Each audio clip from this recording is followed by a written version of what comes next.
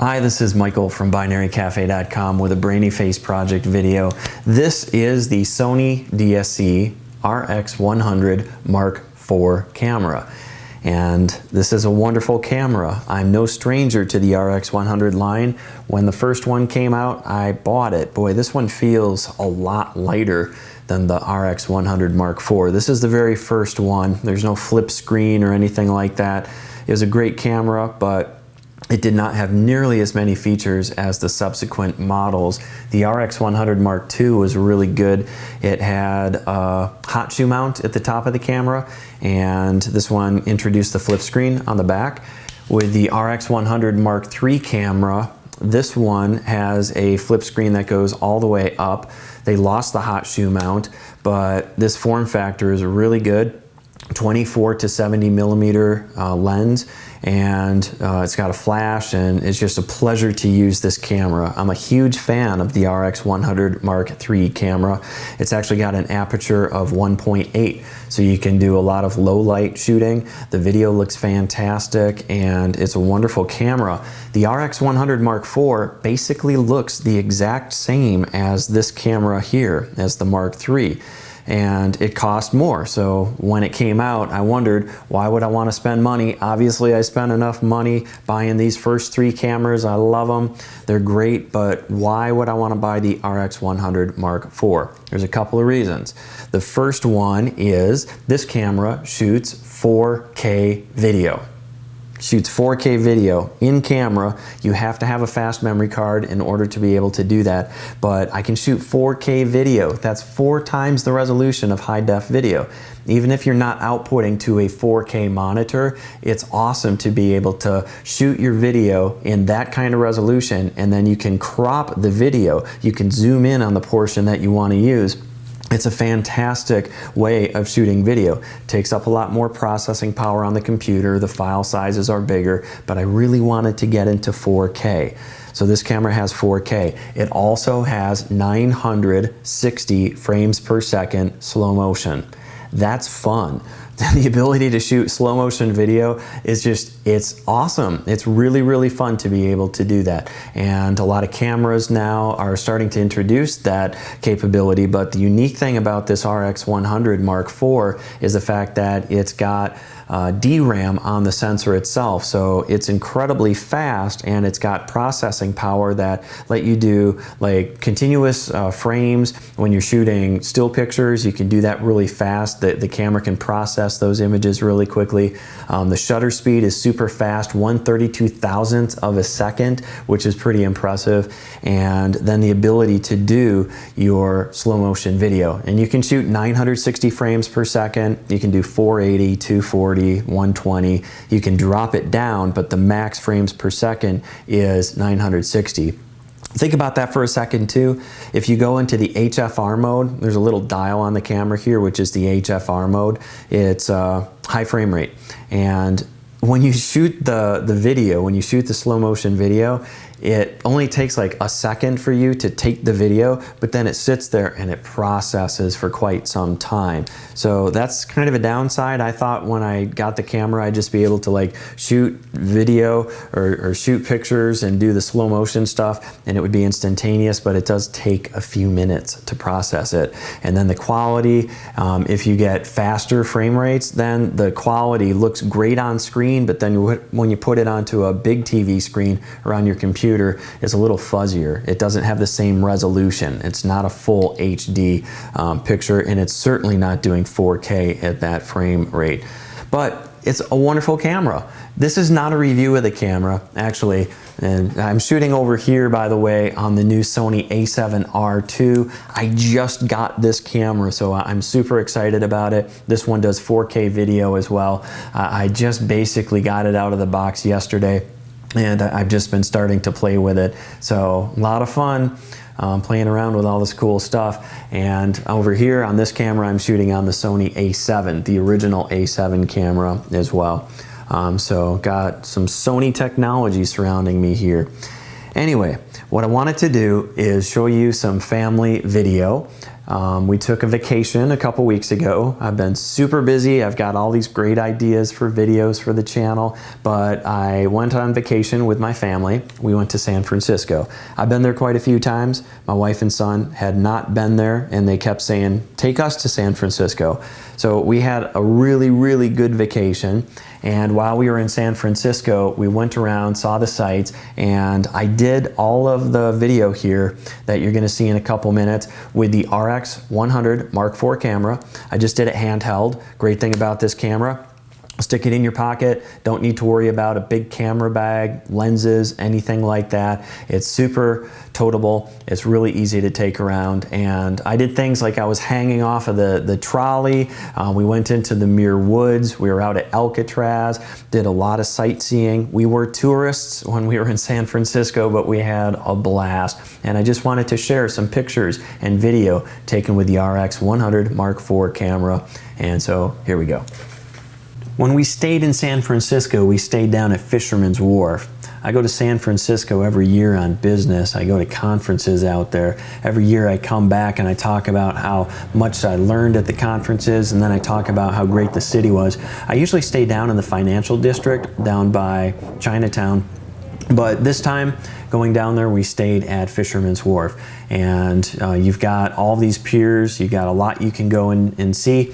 One of the things we wanted to see was Alcatraz, and about a week ahead of time, one of my friends said, you know, you have to buy your tickets about a month in advance because they are selling out. Alcatraz Island is very popular, so it kind of freaked out, and sure enough, I called up and checked, and they were out of tickets, but we bought a package, and if you buy a package to do things like see Alcatraz plus Muir Woods plus the Golden Gate Bridge, you can do it all, and you still need to buy in advance, but we were lucky enough we got the package. So we did get to see Alcatraz Island, and going around Alcatraz, kind of a spooky place, beautiful as well. You can see San Francisco across the bay there. This is taken from Alcatraz using the panorama mode of the camera. It was fun just to walk around and experiment with the camera, and shot some video when we were in the main cell block. And you know, it's just such a simple portable camera. You can just keep it in your pocket when you're walking around, and then looking out that window I saw the seagulls floating around and stuff and got that shot. I had taken a still picture in black and white. You can apply the same effect if you're doing video. You can actually run these creative modes and you can shoot black and white video as well to give it a different and interesting aesthetic. When we left Alcatraz Island, we were walking around San Francisco, and we made our way up all of the hills, very hilly city. We made our way up to Lombard, which is something a lot of tourists do. Admittedly, it's a very tourist kind of thing to do, but from that location, we were able to see a lot of San Francisco. We could see the bridge, we could see Alcatraz Island, and Lombard Street is actually one of the crookedest streets in the United States. And it was fun. It was fun checking that out. Did some 4K video footage, watching all the people drive their cars down that super crooked street. And you can see that in 4K mode, even though this video is rendered at 1080p, the original footage is 4K, which is about 4 times the resolution of high def.